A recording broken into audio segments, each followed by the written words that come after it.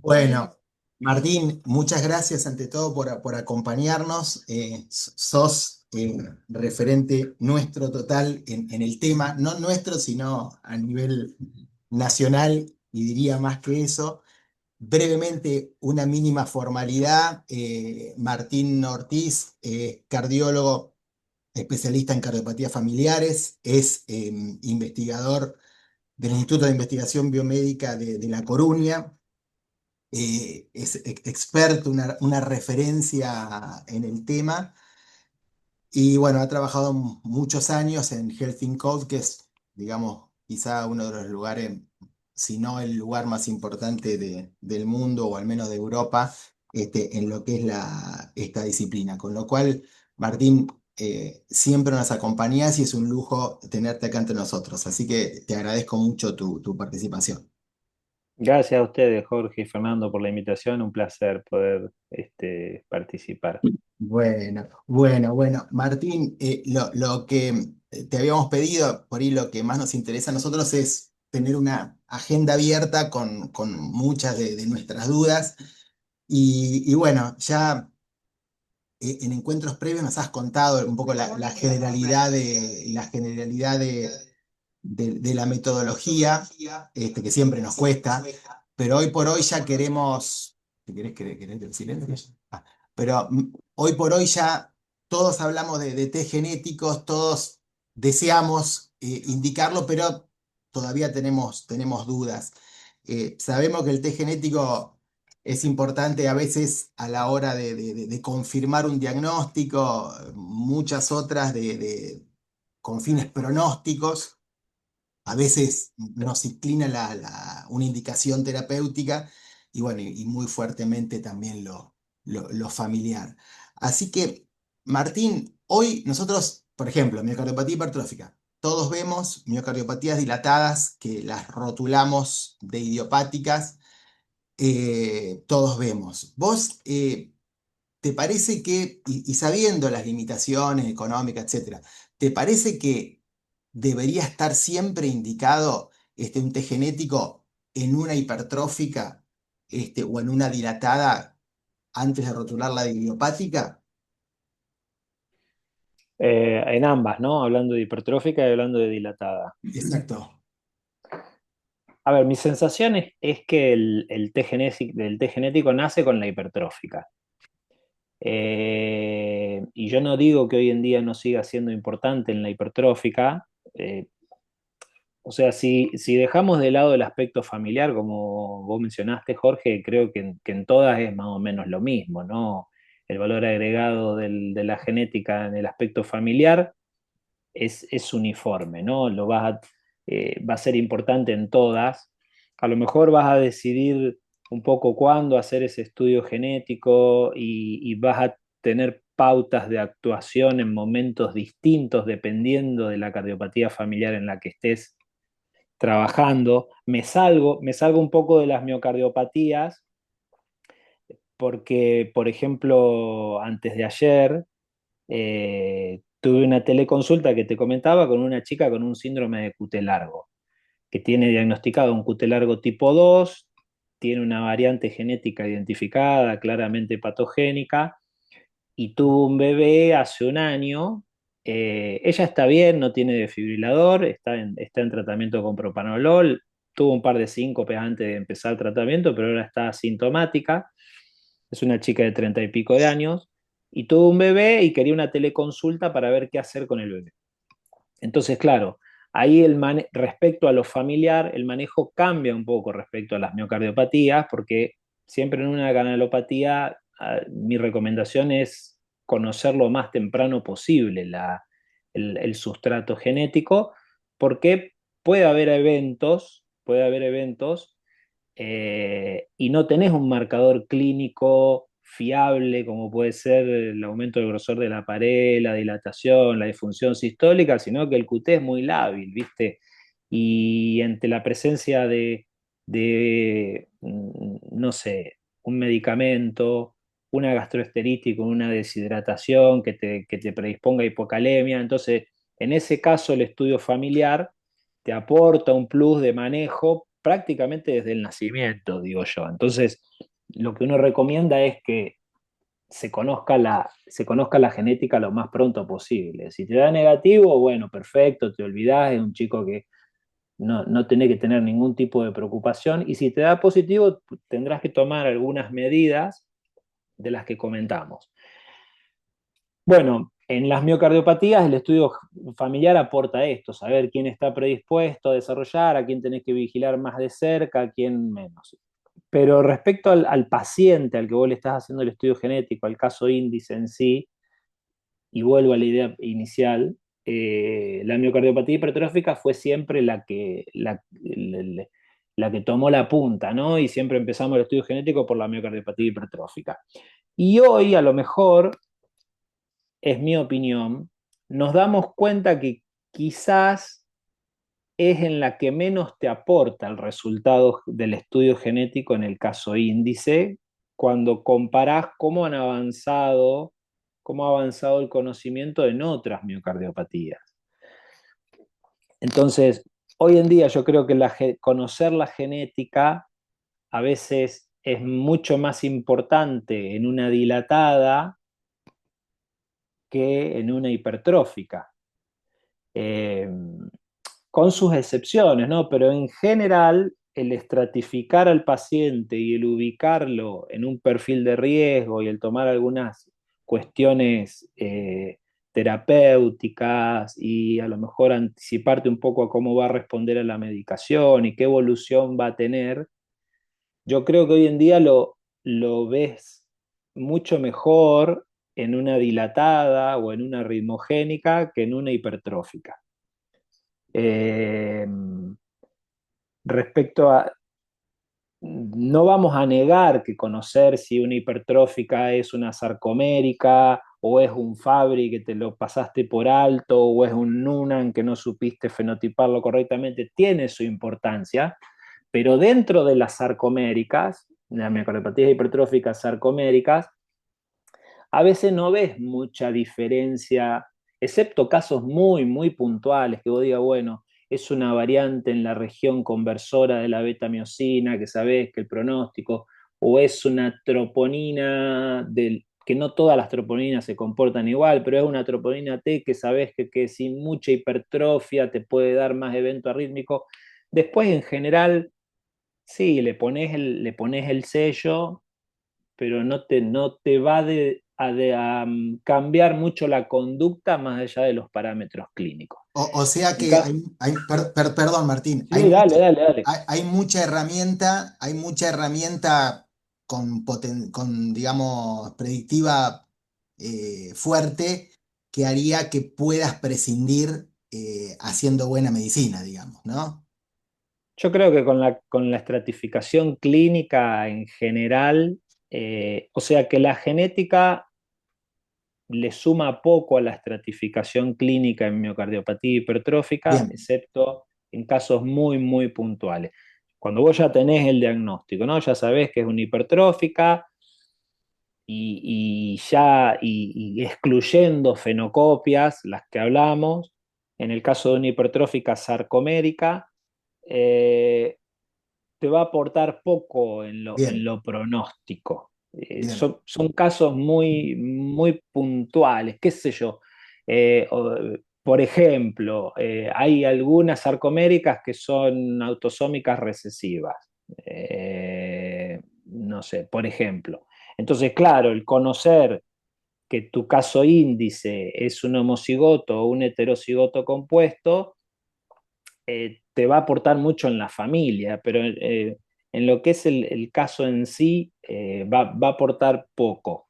Y después la diferencia, no sé, las myosin binding tienen un efecto de grupo y se comportan muy homogéneamente y ya nosotros hemos demostrado que no aporta mucho, digamos, sigue un poco el pronóstico de la hipertrófica como conjunto, en donde la estratificación clínica es lo que manda.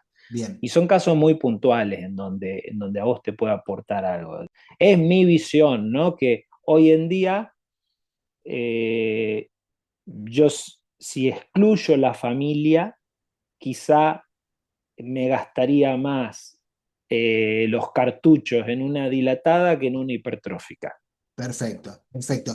Martín, y en los que la calculadora te da intermedia, por ahí también, ¿no? Ahí, Sí, excepto que sea uno de estos casos que te salga justo, digamos, si te da, a ver, si te da intermedio, vos vas a tener los genes más prevalentes en hipertrófica, hablando de sarcomérica, son beta-miosina, MIH7 y myosin binding, MIBPC3. Entre los dos, te representa a lo mejor el 80% o bien, 85% de los estudios genéticos positivos. Las myosin binding ya hablamos, que independientemente de bien, la myosin binding que sea, se va a comportar de una forma muy parecida. Y las beta-miosinas, ya hablamos, que excepto que sea en una región muy puntual, de te diría 30, 40 aminoácidos dentro de la región conversora, que vos digas, upa, esto tiene un riesgo mayor que el resto de las variantes, tampoco te va a aportar mucho. bien. Entonces, eh, no le vas a ver en la gran mayoría de los casos un valor agregado por sobre la clínica. Bien, bien, bien, perfecto, perfecto.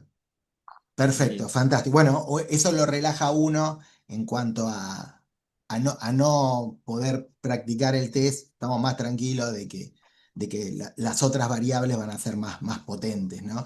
En la dilatada, Martín, en la dilatada que vamos a terminar diciendo que es idiopática, ¿no? Porque no tiene, uno le chequeó todo, no familiares, al menos que uno pueda haber detectado, no toxicidades, ninguna cosa. La vamos a rotular de idiopática. Realce tardío negativo. ¿Ahí te parece un escenario adecuado? Digamos, el rédito ahí, la utilidad, ¿cómo la ves ahí? Siempre pensando en cuándo hacer fuerza para pelearle a la prepaga o para que el paciente pague, y tener más rédito. Sí, yo ahí creo que sí, yo ahí creo que sí, Bien, que vale la pena. Casualmente lo que vos dijiste de este último congreso de Mendoza, se habló mucho de esto, ¿no? Y bueno, y a mí también me tocó dar una charla, que yo creo que la dilatada hoy en día prácticamente la podés definir con las estrellas o los que hoy está con los bonos en alza es el realce y la genética. Entonces, con esa combinación, eh, por supuesto la disfunción sistólica también, pero en pacientes que no tienen una disfunción sistólica severa, que tienen una disfunción sistólica leve, moderada, o que incluso son miocardiopatías no dilatadas, ¿no? La combinación de la genética y la fibrosis te genera todo un espectro de riesgo y de pronóstico que, que te la diferencia de los pacientes. Entonces vos tenés pacientes sin genética y sin fibrosis, son a los que mejores les va, después a lo mejor vienen los que tienen genética positiva sin fibrosis, después a lo mejor vienen los que tienen fibrosis sin genética y a los que peor les va son los que tienen fibrosis y genética, los dos. bien, Hablando un poco de genes de alto riesgo, ¿no? Hablando de lamina, hablando de desmoplaquina, hablando de filamina C, hablando de algunas hotspots de RBM20, hablando de fosfolamban, que son los genes que están asociados a estas dilatadas que pueden darte eventos arrítmicos sin una disfunción sistólica muy llamativa. bien, Entonces, y después ya estamos entrando en la era de calculadores de riesgo específicos para cada uno de estos genes, en donde en muchos o en algunos está la presencia de fibrosis como un factor, pero en otros no, porque no has alcanzado a lo mejor en general a juntar la cantidad suficiente de pacientes como que para que la fibrosis te dé señal. claro, Pero ya tenés calculadores de riesgo para desmoplaquina, para dilatadas asociadas a desmoplaquina, para lamina, ni hablar, para filamina C, tenés calculadores de riesgo para dilatadas asociadas a betamiosina. Entonces, en cada uno vas afinando un poco más, pero ya el hecho de saber si tiene genética positiva, si no, y fibrosis, si no, Bien, ya es un te buen va estratificador, un buen sí, estratificador. sí, Bien, bien. sí. Entonces ahí, digamos, ya quedamos que hipertrófica, si uno tuviera acceso, es una cosa más, pero no es tan decisivo. Y en las miocolopatías dilatadas, que vamos a cerrar como idiopática, la estratificación gen más fibrosis es un elemento útil y que define mucho el pronóstico. Ujú. Así que buenísimo. ¿Vos, Fer, querías? Sí, aprovecho y te comparto ahí una imagen. ¿Compartir dónde está? Perdón, acá, compartir. Ahí lo pongo acá, total. Bien.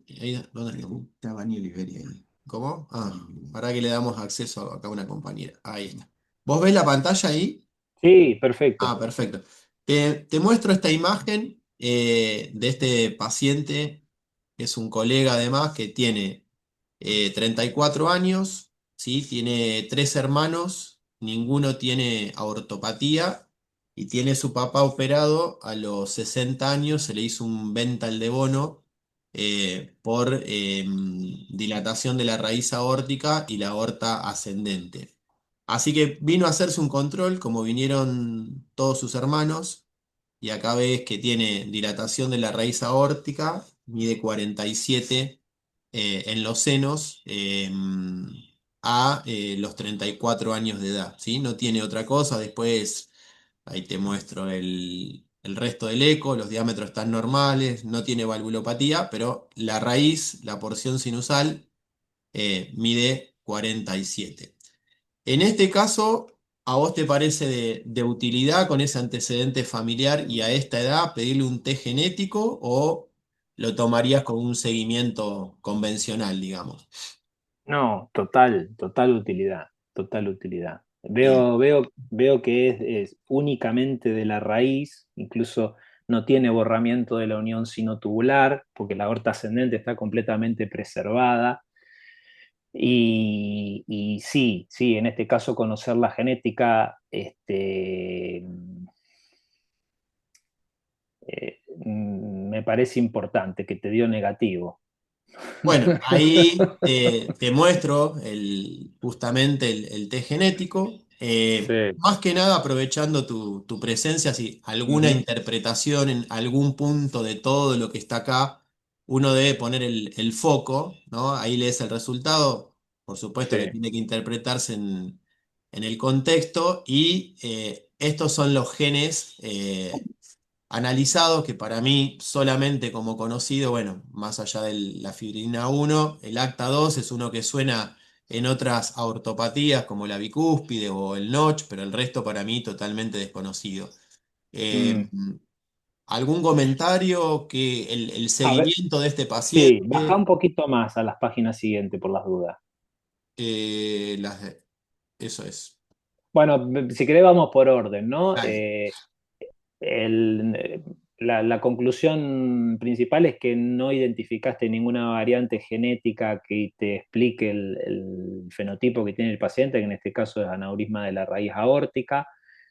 Eh, en donde dice resultados, es algo importante que tenemos que mirar, que no se han identificado variantes genéticas puntuales, esto es single nucleotide variant, eh, ni estos son cambios de un nucleótido por otro en una posición puntual, ni tampoco pequeñas inserciones o deleciones, que ahí pone indels, que son inserciones de 3 4 5 6 nucleótidos o deleciones, y que tampoco, eh, y acá el problema que tuviste, fíjate la segunda frase, es que no ha sido posible el análisis de copy number variation, CNVs. Entonces, no sé si esta era una muestra de saliva, no sé si vas un poco más arriba.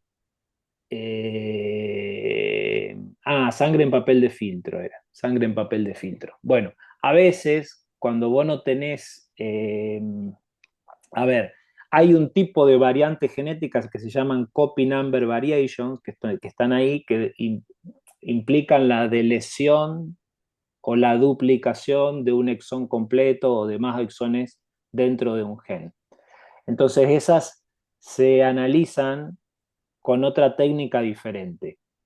Básicamente la técnica es comparar, hacer una comparativa de todas las muestras que se corrieron en la misma carrera del secuenciador. Vos llenás el secuenciador con n cantidad de muestras que se corren con la misma, digamos que tienen la misma preparación y tienen la misma química. Entonces después lo que haces es comparar la cobertura que tiene en cada región de cada gen la muestra de tu paciente con el resto de pool de muestras que fueron en la misma carrera.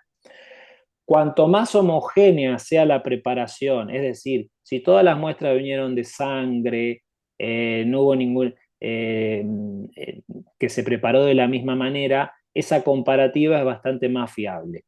Entonces, a veces tenemos problemas con las salivas o con las muestras impregnadas en papel de filtro que tienen mucha disparidad, mucha distorsión con respecto a las otras muestras y vos y tu sistema para comparar si hay alguna región donde tenés bajantes de cobertura, que sería equivalente a que haya un exón del lesionado, o sobrantes de cobertura, que sería equivalente a que haya una duplicación de ese exón, no se puede hacer porque estadísticamente el método no tiene la potencia como para detectarlo o te da un ruido excesivo que es incapaz de analizarlo. Entonces, esa es una frase que tenés ahí en resultados que te dice no ha sido posible el análisis de copy number variation. Entonces, es como que tu estudio le faltó por cuestiones a lo mejor del tipo de muestra o de calidad de la muestra el análisis de estas variantes. Que en aortas, por ejemplo, en fibrilina, que es el gen relacionado con Marfan, son un porcentaje que a lo mejor son el 3, el 5, el 7% de las variantes que aparecen en fibrilina son de este tipo. No son extremadamente frecuentes, pero a lo mejor sería bueno plantearse hacer un reanálisis de copy number variation en este paciente que sabemos que tiene una presentación familiar, porque podría venir por ahí el tema. Otra opción es analizar este tipo de variantes con otro método distinto que no sea la secuenciación, que se llama MLPA, que lo que hace es detectar en algunos genes para los cuales hay kits específicos de MLPA la presencia de estas de lesiones o duplicaciones. Quiere decir que yo con esto es como que me está faltando un 5% del estudio para quedarme completamente tranquilo que no hay nada. A lo mejor viene negativo y realmente lo que pasó es que el problema está en un gen que hasta ahora no se ha descubierto porque el panel de genes es completo, 80 y pico debe ser el panel de aorta más completo que hay porque se han analizado genes de todo tipo. Y vos en aorta siempre dividís un poco las aguas entre aortas sindrómicas y no sindrómicas. Entonces, en este paciente supongo que será una aorta no sindrómica, donde lo único que tenés como hallazgo es dilatación de la raíz y no tenés hiperlaxitud, no tenés ectopia lentis, no tenés luxaciones frecuentes, no tenés talla alta ni desproporción en la envergadura de los brazos con respecto a la talla. Eso hablamos de sindrómico o no sindrómico. Claro. Es exclusivamente aórtico. Ahí tenés algunos genes que son los más frecuentes. Eh, Te decía que bajes un poquito más. A ver, ahí bajamos.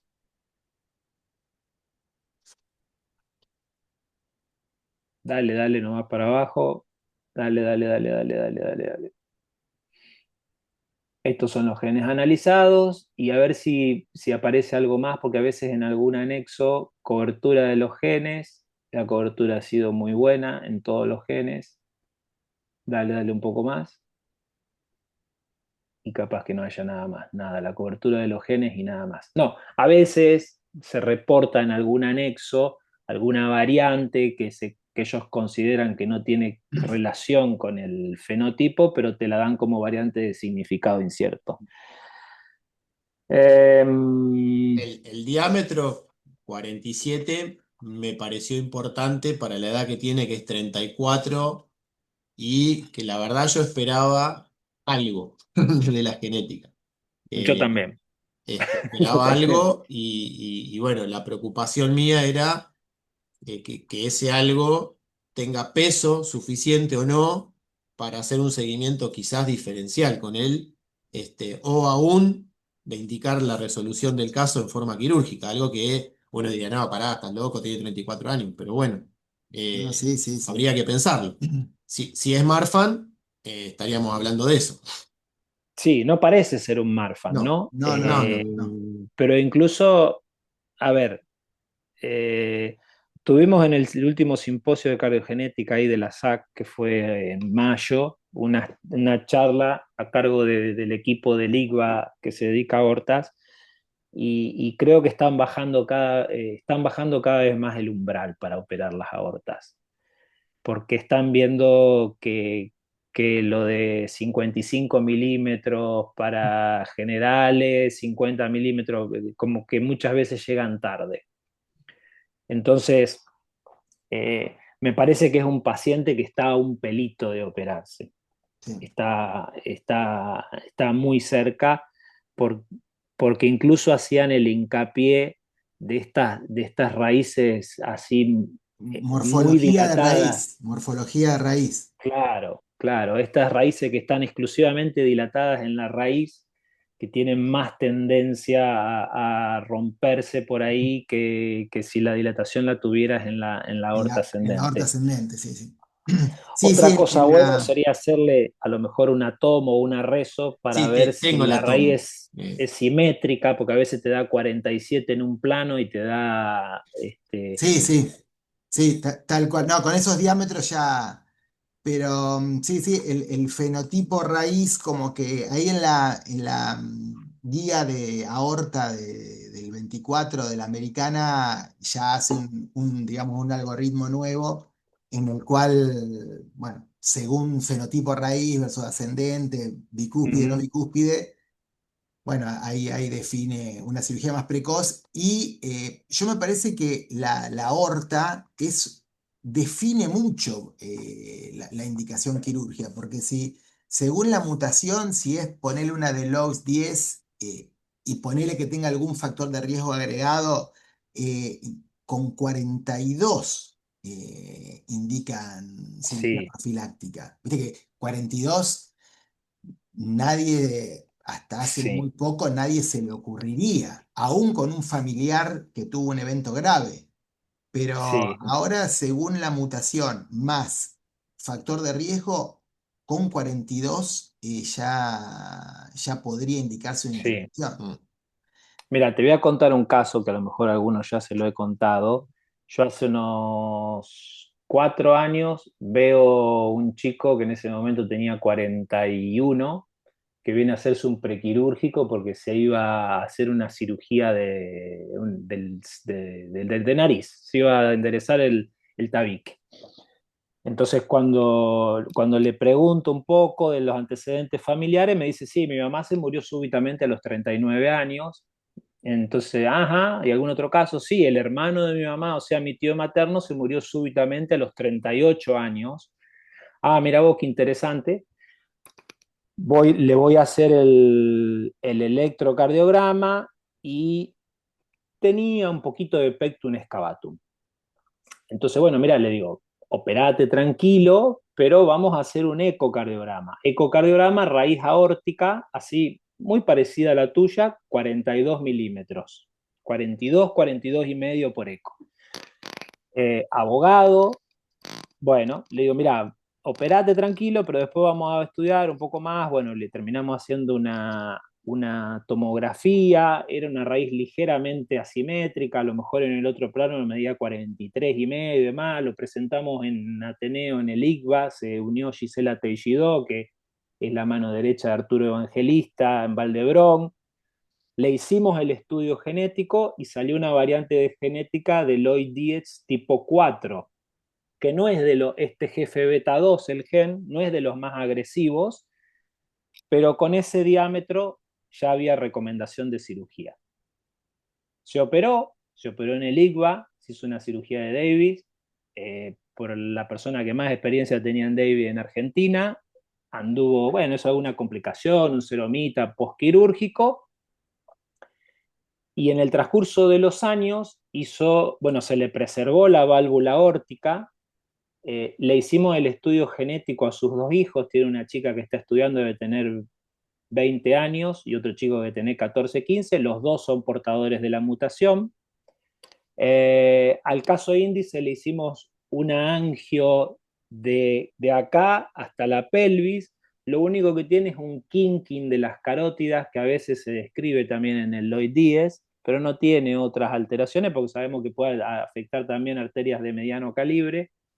Bueno, la cuestión es que el chico evolucionó con un prolapso de la valva no coronariana de la aorta y desarrolló una insuficiencia aórtica severa que lo veníamos siguiendo, y ayer lo operaron de nuevo en el IGBA, recirugía para ponerle una prótesis mecánica. Entonces, obviamente que no es gratis operar a un tipo con 43 años y a veces uno se plantea qué hubiese pasado si no se hubiese operado de la nariz este muchacho y no lo hubiese visto yo, porque a veces uno como médico se plantea, che, la puta madre, lo operé con 43 años, pero en el contexto, digamos, teníamos familia, teníamos genética, teníamos una raíz aórtica que estaba dilatada para esa edad y para esa superficie corporal, yo creo que se tomó la mejor decisión, pero a veces estas cirugías, y lo planteo obviamente, si fuese tu paciente, colega con 47 milímetros, bueno, ¿qué hago? ¿Lo opero? ¿No lo opero? No es fácil tomar la decisión, entonces uno trata de tomar la mayor cantidad de información posible como para hacer lo que uno considera correcto, pero y por el otro lado ves gente que te dice, no, se rompen antes de 50 y se rompen mucho antes de 55, entonces, qué sé yo. Sí, sí, sí, O sí, sea, tal cual. en resumen de este caso, bueno, no lo mandé a operar.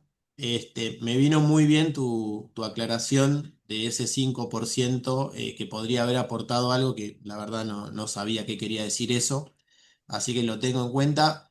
Si tuviese que sospechar, en tu experiencia, sospecharía que en ese 5% podría haber algo que ayude a resolver el caso y le harías un seguimiento seguramente diferencial. Tiene tomografía este chico hecha, Ujú, coincidió con ujú. con el eco, bien, bien, bien de raíz, no tiene insuficiencia valvular, ¿viste? La verdad le dije, vamos a ver en 6 meses un nuevo eco, como tenía buena correlación, pero, ¿viste? 34 años, quiero ir al gimnasio, puedo hacer pesas, y mira, pesas justo no me gusta, sin evidencia, pero no me gusta. Eh, Así que bueno, difícil también. Sí, y beta bloqueantes y ahora dos hasta el síncope hipotensivo. Sí, Bien. sí. Ahora las ortopatías, Martín, quizás sea, ahí sí define muchísimo, ¿no? La ortopatía familiar, Sí, eh, ahí, que bueno, que hay que sospecharlas si el tipo tiene menos de 50 años, ni que hablar, como en este caso, que tenga familiares. ujú, Ahí realmente como que es una indicación que habría que hacérsela, ¿no? sí, sí, sí, Porque te define mucho, te define sí. mucho. Vos sabés que no por la anécdota en sí, pero viene muy a colación, hace cosa de 10 12 años vi a un chico Marfan que tenía 42 milímetros. Yo venía del grupo Marfan allá en la fundación, veíamos muchísimo. El chico no tenía ningún factor de riesgo, ninguno, ninguno, ninguno, 42 milímetros. Le dije, "Bueno, en 6 meses repetimos el eco, porque no te conozco antes, a ver cómo va la cinética de crecimiento". Y increíblemente, un chico ni 20 años tenía. Y tuvo una muerte súbita. Viste que yo decía que 42 milímetros, es imposible, pero muy probablemente jugaba alguna otra mutación por ahí, no fibrilina, que tenía un poder mucho más agresivo. El chico Sí, o era incluso los tenés sindrómico. clasificados como Marfan y son Lloyd Dietz, viste que Sí, eso también cuando se publicaron las grandes series de genes de Loïdies. Muchos pacientes que estaban clasificados clínicamente como Marfan terminaron siendo Loïdies. Entonces, Sí, a veces no es tan clara la clínica como para encasillarlos en un síndrome en particular y se sabe que se rompen, incluso no sindrómicos, donde hay MIH11, hay determinados genes que son los más frecuentes relacionados con lo que le dicen en inglés el TAR, ¿no? sí. Eh, que no tenés hallazgos extraórticos y que también tienen un punto de rotura que a veces en algunos genes es menor incluso que el propio Marfan. Entonces, eh, yo veo un poco, sin ser experto en esto, que la tendencia es en operarlos cada vez más tempranamente. Bien, bien, bien, bien, bien, perfecto. Entonces, Eh, sí, Mili, Hola, ¿cómo estás? No, yo tengo una pregunta justo antes que justo de hable Fernando, es parecida, pero hay una aorta no sindrómica con un paciente también de 35 años que juega en la liga, digamos, de profesionales al fútbol y, viste, le piden el apto. Bueno, como parte de eso le hago el eco, no tiene antecedentes familiares de nada, el abuelo solo falleció, pero ni siquiera de joven, ni no muerte súbita, no tiene antecedentes en la familia. Y tiene también bien raíz, bien sinusal, bien raíz, fenotipo de la raíz, 47 milímetros, también chequeado con tomo. Le pedí el genético, tiene Federal Salud y no se lo autoriza. Ujú. Y ya pasó como un año y piquito, yo lo vengo viendo cada 6 meses y bueno, no hubo crecimiento, pero no tiene IAO, no es bicupia, o sea, es solamente dilatación. Entonces, eso también nos pasa, ¿no? Muchas veces que en la práctica diaria nos frenamos o nos topamos con esto de que, bueno, cuán insistir por ahí al paciente, así que lo pague, cuánta información en un paciente que no tiene antecedentes familiares y que tiene 47 a los 30 y pico años, no hipertenso, ¿no? Obviamente descartando y bien de raíz. ¿Cuánto el rédito en esos pacientes realmente se van a favorecer sin antecedentes familiares, digamos, con el test genético? Eh, yo adhiero a lo que dijo Jorge, creo que en estas aortas es fundamental tener el test genético, independientemente de que no tenga familiaridad, porque a veces, digamos, no es infrecuente que sean variantes de novo, entonces yo creo que hay que insistir en que la decisión terapéutica está claramente anclada al sustrato genético, entonces el conocerlo eh, puede hacer tomar una decisión, yo creo, que de otra forma a lo mejor esperarías un poco más, que si no tuvieras una genética positiva. perfecto. Bien. Buenísimo, buenísimo. Martín, la última, la última. Si alguno tiene alguna preguntita, pero si no, Martín, un escenario muy, muy común que es el de la arritmia, un clásico, la arritmia eco normal, le piden la resonancia viene fibrosis, ¿sí? Y ya para la clasificación de miocardiopatías entraría en una no dilatada del BI. Y dentro de esa bolsa puede haber secuela de miocarditis o puede haber verdaderas miocardiopatías de origen genético. En ausencia de contexto familiar de miocardiopatías, ¿qué tanto debería seguir uno pensando que es genético la presencia de esa fibrosis? Obviamente hay diferentes patrones de fibrosis, pero digamos, una fibrosis no tan específica como Ujú. un ring-like, este, que uno debería seguir pensando que es genético y avanzar con el test, ponerle persona de mediana edad sin antecedentes familiares y con presencia de una fibrosis no explicada por otra causa. Y arritmia. Y arritmia. El pedido es por arritmia, que es muy común, es el pedido de resonancia más común por lejos. Arritmia ventricular, sí, obviamente. Sí, sí, sí, sí, sí, sí, sí. Sí, yo no tengo el dato como para decirte en cuántos de estos, qué rentabilidad tiene el estudio genético Bien. no tengo un dato preciso. tengo conocimiento empírico de que muchos de estos que nos han llegado a nosotros han terminado siendo o desmoplaquinas o filamina C, han terminado siendo una genética. Entonces, acá depende todo en el ámbito en el que te muevas. Yo creo que si no tuvieras el factor económico de por medio, yo se los haría a todos. Que la gran limitante es esa, ¿no? Arritmia ventricular y fibrosis, estás suponiendo una no dilatada, creo que ahí también la genética se comporta en forma bastante parecida a la dilatada, ¿no? La estratificación de grupos combinando genética y fibrosis y resonancia.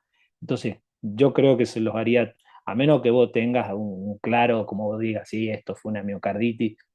Y a pesar de todo eso, ya también tenés publicaciones de casos que han sido claramente miocarditis clínicas con todos los, y que después le hacen la genética y realmente tienen un sustrato.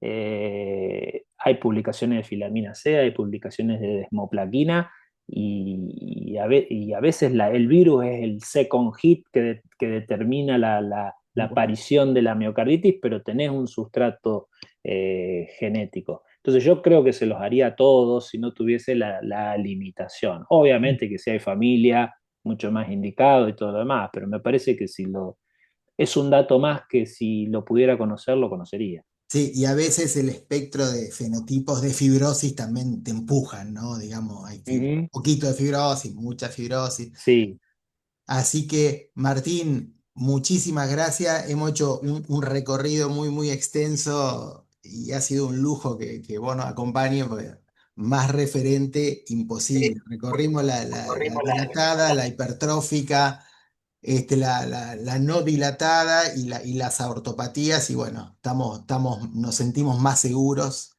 después de esta reunión. Así que Martín, muy, muy agradecidos, gracias por tu Gracias. tiempo y bueno, nos mantenemos en contacto. Un abrazo. gracias a ustedes, gente, un placer, ¿eh? Bueno, Gracias. ya nos Buen estaremos fin. encontrando en alguna reunión seguramente. Dale, Un abrazo a dale. todos. Ahora entramos en vacaciones, y después tenemos el congreso acá de cardiología acá en Bahía Blanca en agosto, así que posteriormente a ese continuamos con los Ateneos. Martín, Chao, abrazo Martín, gracias, gigante. Muchísimas Gracias, un gracias. abrazo. Chao, Gracias. chao, Excelente. Chau, gracias. chau, chau. Ok.